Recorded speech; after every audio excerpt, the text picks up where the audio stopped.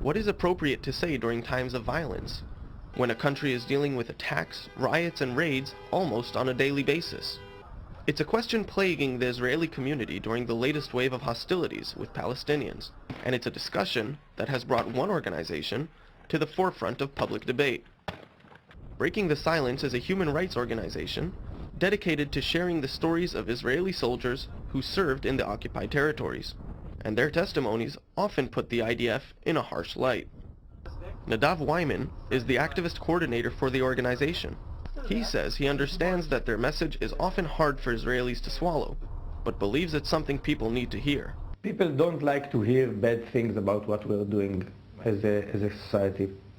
This is what we are doing. We are telling the Israeli society what is happening in the West Bank in our names. Because what I did in my army service, or the rest of my friends in Breaking the Silence did, this is what my society sent me to do.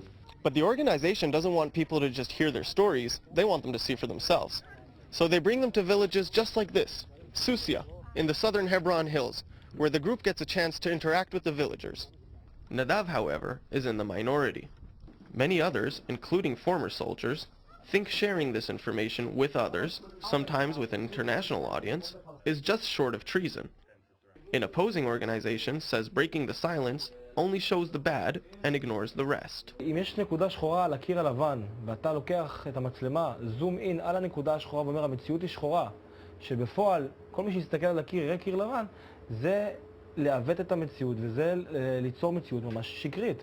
In recent weeks, the organization itself and discussions about the parameters of free speech have taken over the headlines in Israel, from politicians voicing their opinions of the group to ordinary people on social media. Some have taken a harsher stance. Defense Minister Moshe Ya'alon banned the organization from working with soldiers, while Education Minister Naftali Bennett announced they are no longer welcome in Israeli schools. People in Israel, the common Israelis, started to say, Breaking the Silence, they are liars, listen to our politician. And then suddenly people are cancelling lectures, and people are afraid to come to our tours. Tzipi Israeli, a researcher for the Institute for National Security Studies, specializes in civil-military relations. She believes the current informal crackdown has everything to do with timing. תמיד כשיש תחושת משבר ותחושת איום, לאו דווקא איום קיומי, אבל איום מאוד גדול כמו האינתיפאדה העכשווית, אז יוצר אנטגוניזם יותר גדול.